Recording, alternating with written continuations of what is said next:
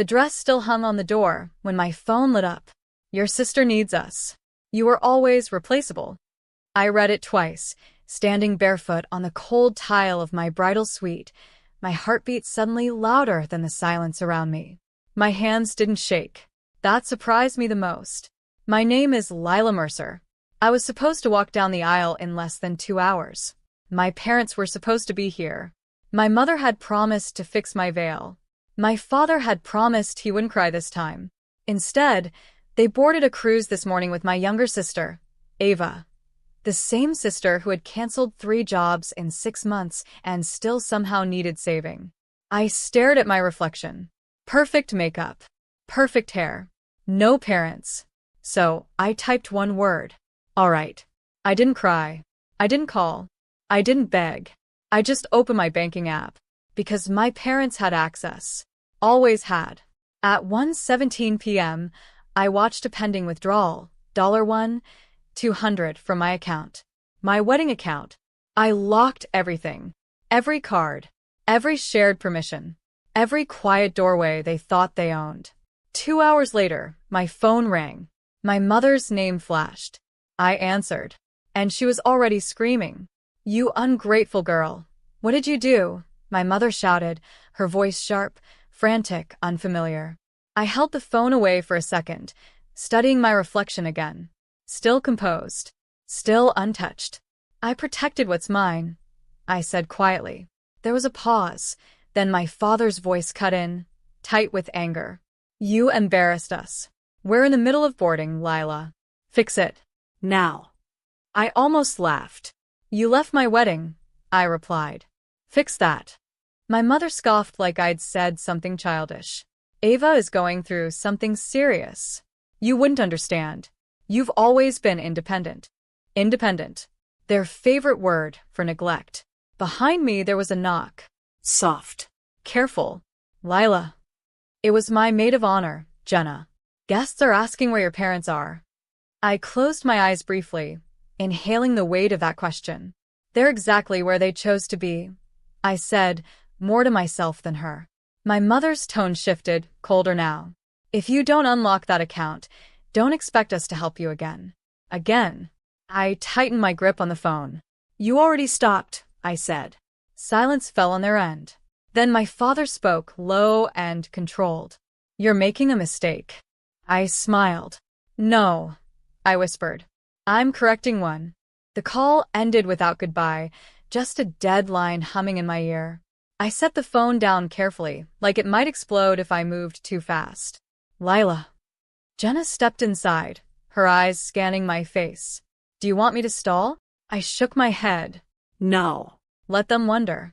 Because I was wondering too, how long they'd been planning this. A memory slipped in. Last week.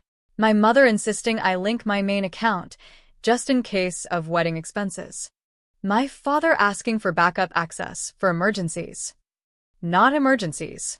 Opportunities. I opened my banking app again, slower this time, tracing every permission, every shared link. There were more than I expected. Small things.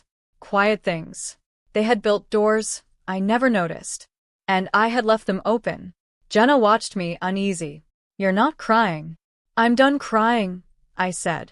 Outside, I could hear guests shifting, soft conversations rising, the distant music waiting to begin.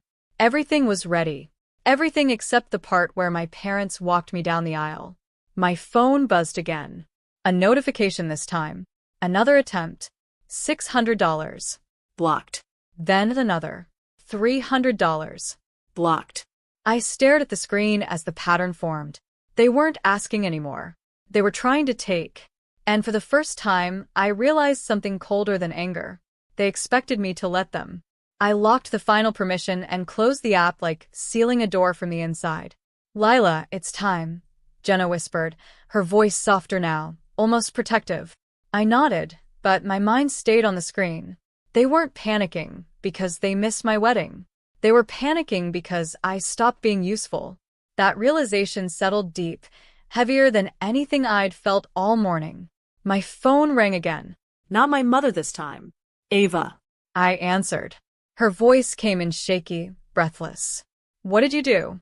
Mom's freaking out. Dad's talking to the bank. Good, I said. There was a pause, then a small laugh. Not kind. Not grateful. You really picked today to be selfish? She asked. Selfish. I looked down at my dress, at the careful stitching, the months of planning, the empty space where my family should have been. You took them from me today, I replied. Don't rewrite that. Ava exhaled sharply. You'll regret this. You always need us eventually. I almost believed her, because I always had before. I ended the call and stood there, staring at nothing for a second too long. Then I turned to Jenna. Walk me down, I said. Her eyes widened. Are you sure? I took a breath. No, I admitted. But I'm doing it anyway. The doors opened, and the music swelled like nothing had broken. Every eye turned toward me. For a second, I felt it, the absence. That empty space beside me where my father should have stood, steady, proud, present. Instead, Jenna's hand tightened gently around mine. And somehow that felt more honest. I walked forward. Step by step, the whispers faded, replaced by something quieter. Respect, maybe. Or curiosity. People always notice when something isn't where it's supposed to be. At the altar, Ethan's eyes searched mine. Concern first, then something deeper. Where are they? He asked softly. Gone, I said. He didn't ask anything else. Just nodded once, like he understood more than I said. That mattered. The ceremony began. Vows, rings, promises. Each word felt heavier, more deliberate. I wasn't just starting a marriage. I was choosing what stays in my life. When it was time to sign the certificate, my phone buzzed again in my bouquet. I ignored it. For once, I didn't let them interrupt. Not this moment. Not this line I was finally drawing. After the kiss, applause filled the room, warm and real. I smiled, because for the first time all day, I didn't feel abandoned. I felt free. And that scared me more than anything. The reception blurred into soft lights and polite smiles, but my phone didn't stop vibrating. I stepped outside, the night air cooler, quieter, honest. 23 missed calls. Voicemails stacked one after another. I played one. My father's voice, tight, controlled, cracking at the edges. Lila, this isn't funny. The bank flagged us. They're asking questions. Call me back. Another. My mother this time, no anger left, just panic. They froze our transfer. Ava needs that money. What did you tell them? I didn't tell them anything. I just removed myself. That was enough. A message came through while I stood there. Unknown number. Ms. Mercer, this is your bank. We've detected repeated, unauthorized attempts from linked accounts. We recommend reviewing all financial ties immediately. I stared at it, something sharp settling into place. Unauthorized. Not misunderstanding. Not family confusion. Unauthorized.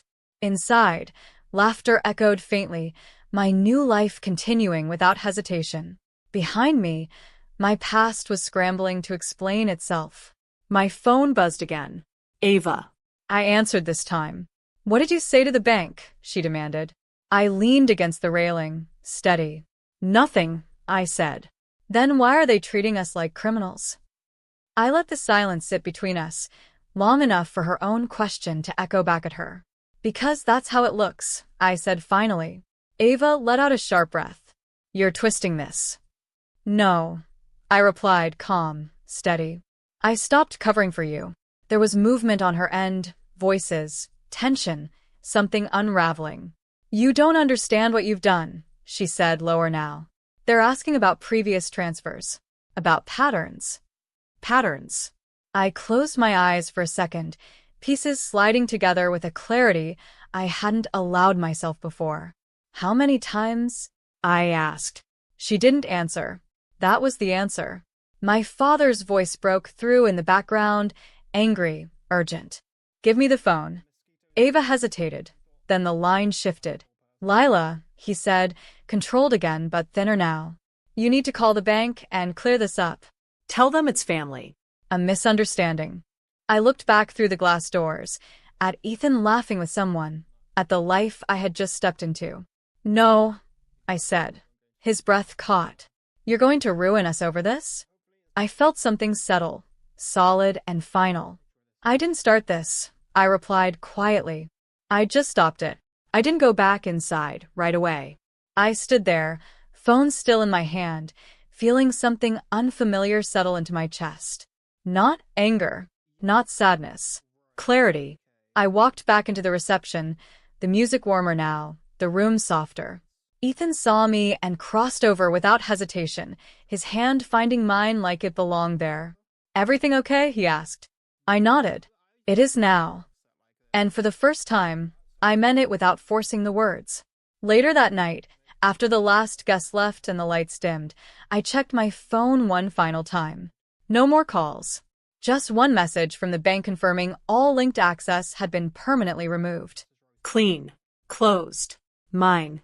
There were no apologies from my parents. No explanations. Just silence. The kind that follows when people realize they've lost control, not connection. I didn't block them. I didn't need to, because something inside me had shifted in a way that couldn't be undone. They didn't leave me at the altar. They revealed themselves. And I finally believed them. I set my phone down beside me and turned toward my future. For the first time in my life, I chose myself.